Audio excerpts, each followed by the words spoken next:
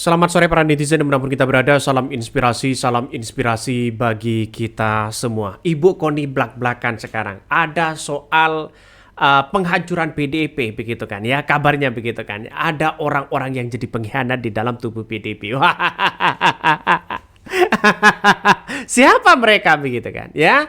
Jadi artinya apa? Artinya apa yang kemudian disampaikan poin-poin begitu kan ya. Poin-poin penting dokumen rahasia Hasto itu pertama soal pergantian Kapolri, penghancuran PDIP ya, atau ada orang penyusup dan pengkhianat di PDIP ya. Terus kemudian ada dugaan-dugaan korupsi yang kemudian terhadap Mulyono. Dan masih banyak yang lainnya. Kabarnya begitu kan. Jadi benar nggak seperti itu begitu? Artinya secara tidak langsung ini ada persoalan-persoalan penting begitu kan ya?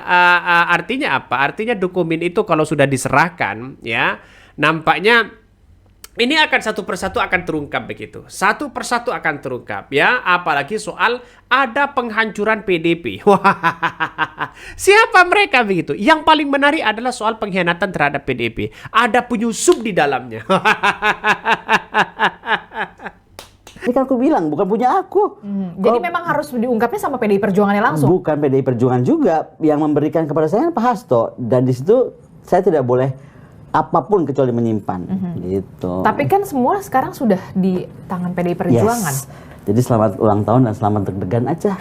Ya kan, yang dihadapi adalah partai terbesar dan terkuat. Aku boleh minum nggak sih? Oh boleh silakan. Lah itulah yang kemudian menjadi pertanyaan kita semua. Jadi sebenarnya file-file itu walaupun memang sudah di-spill, salah satunya soal pergantian Kapolri. Saya nggak spill file, saya spill judul. Judul oke. Ya, jadi gini, saking banyaknya file itu kan pusing ya. Kalau dibilang ya udah, jadi aku tuh pakai nomor. 1 ini, 2 ini, 3. Nah itu memang waktu itu kan ada urutannya. Makanya saya ingat 7. Yang ngeri-ngeri sedap mana lagi? Banyak. Ngeri loh, ada nama-nama yang mengerikan banget loh. Ih, serem. Ih, serem. Serem. Seseram apa? Serem banget, udah deh, trust me, serem banget. Kalau ini bakal diungkap, apa kira-kira yang bakal bisa terjadi? Sebenarnya sih kalau pergantian Kapolri menurut Anda nggak terlalu. Kalau pergantian Kapolri mungkin kalau saya cuma bisa melihat begini ya. Kalau lihat dari saya nggak mau spill isi ya, tapi seolah-olah ada tarik-tarikan kubu high politik tentang Kapolri dipertahankan dan Kapolri harus diberhentikan, ya kan? Karena aspeknya adalah kalau Kapolri terlalu lama menjabat Kapolri, apa dampak positifnya? Ada loh, ada dampak positif, nggak bisa juga kita bilang enggak. Misalnya masalah perintah dan hubungan itu mungkin akan semakin mudah karena mereka sudah saling kenal dan lain-lain lah. Bagaimana birokrasi akan lebih. Ya, tapi juga ada faktor negatifnya. Negatifnya kalau sampai terlalu lama adalah kehilanganlah kesempatan adik-adiknya dan lain. Itu normalnya. Tapi yang nggak normalnya itu yang tadi saya bilang konstelasinya mengerikan. Nah jadi tentang Kapolri itu nggak terlalu berat lah. Cuma lebih kepada ternyata pergantian Kapolri ini pemain-pemain penggeraknya tuh ini gitu loh kira-kiranya gitu kan. Nah tapi kalau yang tentang bagaimana PDIP akan dihancurkan itu serem karena penyusupan gitu kan terjadi, terus banyaklah hal-hal yang mengerikan lah gitu, dan ternyata terdeteksi gitu. Rapat-rapat di mana, jam berapa, siapa gitu, melibatkan siapa aja, tokoh-tokoh bangsanya gitu, di jalan apa, nomor berapa, itu ada semua. Termasuk penyusup-penyusup itu? Termasuk penyusup dan pengkhianat. Namanya? Kalau gitu, ya pengkhianat lah. Kalau kita menjadi anggota partai, saya nggak pernah jadi anggota partai, tapi kalau saya perhatikan ADART PDIP kan jelas ya. Ketika kita menjadi anggota tuh kita jadi kader. Kader itu setia kepada ketua umum. Jadi kalau kita nggak setia kepada ketua umum, ya atau membelot ya kalau bukan pengkhianat. Berarti ada itu nyata? Ada nyata semua.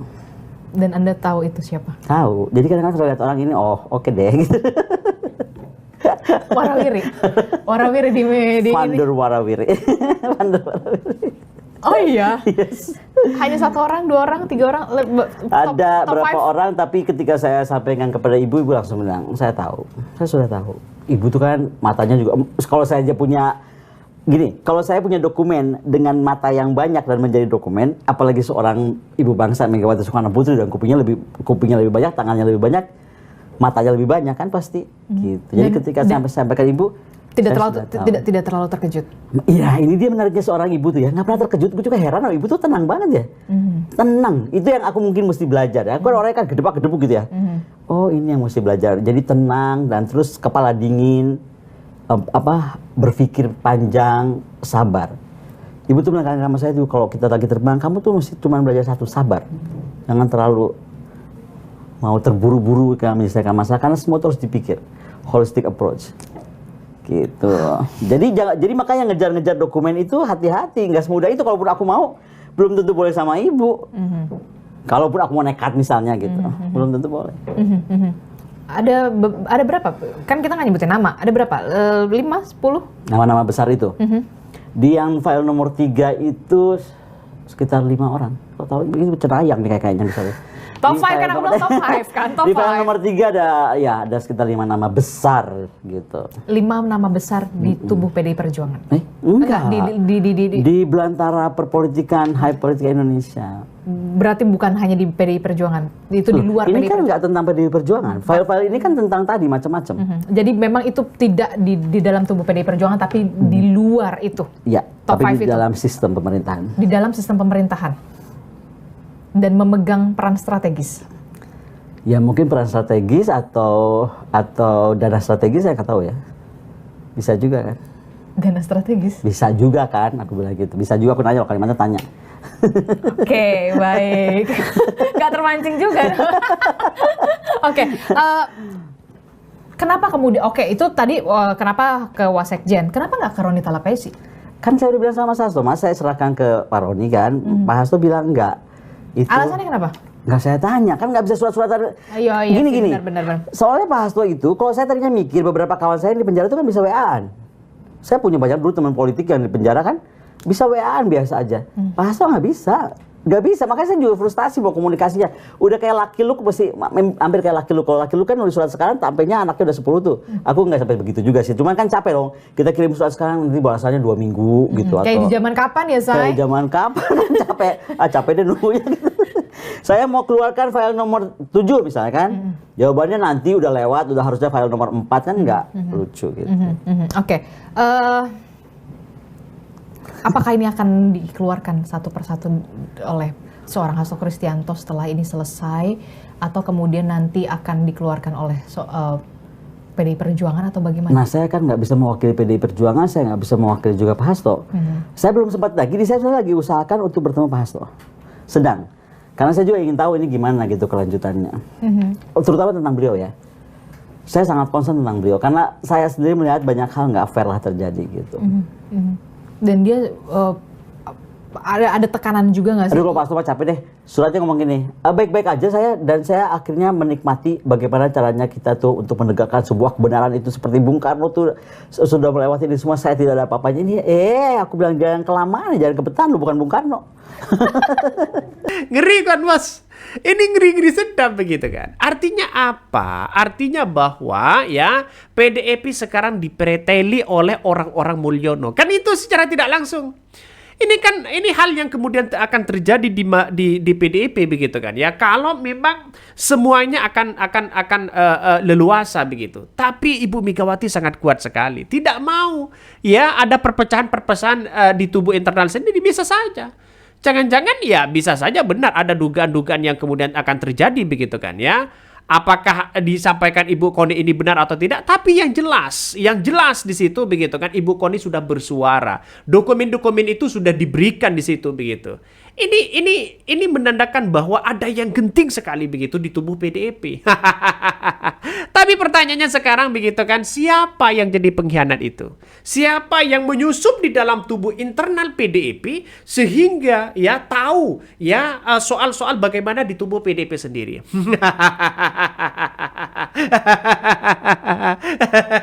Ini kan ngeri, Bos. Ini ngeri begitu.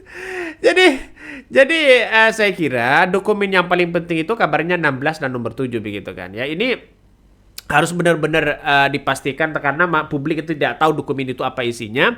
Tapi orang akan melihat begini. Kalau dokumen itu tidak disampaikan begitu kepada publik, maka dianggap hanya ya omon-omon aja begitu kan ya. Ini harus benar-benar diungkapkan kepada publik agar masyarakat tahu apa yang kemudian disampaikan oleh Ibu Koni ini begitu kan.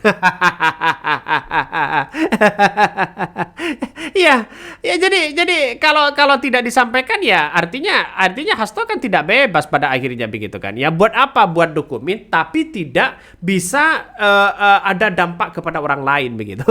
Misalnya begitu kepada Mulyono, misalnya begitu kan. Kan itu secara logika. Makanya Ibu Koni ini ya sudah menyerahkan kepada sekjennya, wakil sekjennya, ya terima begitu kan. Terima terus kemudian ya pelajari di situ apa poin-poin penting di situ begitu. Apalagi soal ada penyusup atau pengkhianat begitu di tubuh PDIP. Ya, coba kita baca. Perpecahan itu sudah kelihatan. Lihat aja di tweet ini. Diawali kata pendukung Puan ya, Bambang dan Bambang Pacul ya. Berarti ada dua faksi ya, bahkan lebih di tubuh PDIP. Mana yang paling mungkin ya terafiliasi dengan kata penyusup maksudnya? Ya, ini postingan lama begitu dari Husnul Khotimah. Dia apa namanya? Dia punya dia punya ya dia simpatisan PDIP lah begitu kan ya. Dia mengatakan begini, Hasto itu ya sudah bermasalah sejak lama. Coba perhatikan pendukung Puan dan Bambang Pacul. Ada yang menyerang Hasto? Nggak ada. Karena mereka peduli pada PDIP, fokus ke Mulyono sang pengkhianat ya. Beda dengan pendukung Hasto. Puan diserang, BP diserang ya karena mereka ya pedulikan cuma isi kantong dan perut. Nggak peduli dengan PDIP. Nggak peduli isu Mulyono. Gibran jadi tenggelam. Jangan-jangan memang sengaja kan untuk mengalihkan isu. Makanya ada yang menyebutkan mereka buzzer ini. Buzzer-buzzernya. Ini nampaknya ada apa di situ begitu. Jadi saya kira dengan adanya seperti ini bahwa orang-orang akan kelihatan begitu kan. Apakah ada pendukung Hasto, ada pendukung Bambang Pacul, apa pendukung Puan begitu kan. Saya kira nggak tahu. Tapi yang jelas Puan ini sangat loyal terhadap Jokowi begitu. Artinya masih walaupun ada bantahan sana sini begitu kan ya, tapi Puan menuding menolak begitu kan ya. Soal masalah matahari kembar. Ya, soal matahari kembar. Banyak yang menggebu-gebu begitu karena soal matahari kembar dari tubuh PDIP. Dari simpatisan begitu kan ya. Tapi dari Puan Maharani mengatakan nggak ada matahari kembar. Matahari kembar itu hanya satu, yaitu seorang Presiden Prabowo. Itu kan sering dibantahkan begitu kan. Tapi pada akhirnya orang-orang akan melihat begitu kan. Apakah Puan ini masih masih komunikasi dengan seorang Jokowi atau bagaimana? Tapi yang jelas ya Puan ini kan karakternya adalah karakter menyatukan begitu kan ya, bukan ada nuansa gimana begitu, tapi yang jelas politik Puan ini sama dengan Pak Surya Paloh. Tapi wallahualam begitu kan ya, tapi kita tunggu saja. Semua berantakan ya sama Komjen apa ini ya, BG gagal Polri, ada yang gagal menguasai hukum sepenuhnya. Partai bukan pahlawan, mereka justru biang kerok segala kerusakan negara ini. Ya, saya tidak punya simpati sedikit pun jika suatu partai berpecah belah ya atau hancur dan sebagainya. Nah, ini yang kita lihat apakah PDIP ini pecah kongsi atau bagaimana begitu kan. Karena saya kira melihat dengan dokumen-dokumen apa yang disampaikan Bu Koni begitu kan, tertawa. Karena dokumen-dokumen itu tidak bisa menyelamatkan Hasto pada akhirnya. Itu kan logikanya begitu kan. Jadi kalau dokumen-dokumen penting itu bisa menyelamatkan Hasto atau setidaknya begitu kan punya dampak ke orang lain, bisa orang lain dipenjara misalnya atau bisa apa ya saya kira ini bagus begitu. Tapi kalau tidak sampaikan kepada publik ya percuma buat simpan dokumen karena itu dokumen-dokumen itu katanya penting begitu kan ya. Artinya apa? Kalau dokumen-dokumen penting seperti dokumen rumah, dokumen apartemen, dokumen kebun dan sebagainya itu kan sangat penting begitu kan. Walaupun tidak disampaikan kepada orang kan itu sangat penting kepada dirinya. Tapi buat apa ada dokumen ya tiba-tiba tidak dianggap tidak berguna ya saya kira percuma aja begitu kalau tidak mengungkapkan hal itu begitu. Kan itu logikanya harus diungkapkan kepada publik ya biar tahu lah begitu kan ya. Coba kita melihat ya dengan apa yang disampaikan Ibu Koni ini. Ada soal penghancuran PDIP di dokumen ya soal Rusia ya. Pakar militer ya dan pertahanan Koni Rahakundini begitu kan yang mengatakan bahwa dokumen Rusia itu milik Sekjen PDIP Hasto Kristianto itu ya membuat soal penghancuran PDIP begitu kan ya, ada nuansa-nuansa siapa di dalamnya begitu ya. Yang lebih konsen katanya adalah soal nomor 7 dan nomor 16, soal terkait dengan Polri dan dugaan-dugaan pengkhianat atau penyusup di tubuh PDIP, dan bahkan ada korupsi begitu kan ya, dugaan-dugaan korupsi dan sebagainya terhadap Mulyono itu. Tapi kita lihat saja benar kan seperti itu begitu ya. Bahkan PDIP menilai sebagai partai kuat yang menjadi penyeimbang pemerintahan Indonesia saat ini, saya kira PDIP ini harus mengambil hati dari seorang Presiden Prabowo begitu kan ya. Wajar kalau sekarang ini sudah tidak memikirkan Jokowi, nggak ada masalah sebenarnya. Tapi perlu diingat bahwa PDIP ini adalah sebuah partai, sampai kapanpun dia tetap eksis dibandingkan dengan seorang Jokowi. Jadi saya kira, seanalisis saya pribadi begitu kan ya, Hasto ini tidak akan lama lagi akan bebas. Saya yakin begitu kan. Saya yakin dan saya yakin-yakinnya. Kenapa? Karena gerak-gerik dari suatu politik kita begitu, bahwa PDIP sepenuhnya mendukung Presiden Prabowo begitu kan ya. Jadi artinya jangan melihat dari politik dari sudut pandang bahwa wah dramanya begitu kan, drama depannya, tapi kita harus belakangnya begitu. Walaupun ini ada dugaan semacam politisasi terhadap Hasto begitu, ini tanda-tandanya sudah mulai terungkap fakta-fakta yang sebenarnya. Artinya apa? Artinya bahwa dari Wahyu Setiawan, terus kemudian dari yang lain begitu kan ya, dalam perkara itu sudah tidak ada yang disebutkan bahwa Hasto terlibat di situ begitu kan. Tapi ada pernah ketemu begitu kan. Tapi kan bukan soal memberikan uang suap atau bagaimana begitu. Tapi yang jelas ini harus dilihat kita bersama begitu kan. Jadi saya kira analisis saya begitu, Hasto itu akan sebentar lagi akan bebas. Walaupun tanpa dokumen-dokumen itu. Kalau analisis saya begitu kan. Ya kita tunggu saja. Jadi ini kan masalah soal pengadilan saja begitu. Masalah nunggu soal pengadilan yang terjadi begitu ya. Jadi poin-poin penting yang kemudian disampaikan itu saya kira sampaikan dong kepada publik biar masyarakat tahu begitu kan ya. Dan bahkan ada yang mengatakan begini ya, kelamaan ya tikar sampai bulu dimakan sejenis kutu, apa ini ya, film nggak tayang-tayang katanya begitu. Heboh trailernya doang, makin ditahan Mulyono makin merajalela. Nggak usah dihancurkan, kalau kelakuan kadernya begitu ya akan hancur sendiri. Ini komentar-komentar dari netizen begitu kan ya. Ada yang mengatakan wah jangan-jangan ini konspirasi ya. Ini komentar dari netizen banyak sekali pro dan kontra. Tapi bagi kami adalah analisisnya wajar dong kalau ada tubuh PDIP memang tidak ada misalnya ketidakpahaman begitu, kesalahpahaman misalnya, artinya miskomunikasi begitu. Tapi pada akhirnya internal PDIP sangat solid. Artinya ideologi dari Ibu Megawati sangat penting begitu kan. Patuh semuanya begitu. Nggak tahu lagi kalau ada kubu-kubuan, saya nggak tahu lagi begitu. Karena kita lihat saja seperti Guntur Romli membela habis-habisan Hasto, ya Ibu Koni membela habis-habisan Hasto begitu kan ya. Tapi dari pergerakan dari yang masih loyal terhadap Puan Maharani, nampaknya masih belum ada statement untuk pembelaan itu begitu. Nggak tahu ya, kita tunggu saja. Oke, mungkin itu yang kami sampaikan ya. Tonton terus channel Hodari Podcast Rakyat ini, jangan lupa di subscribe.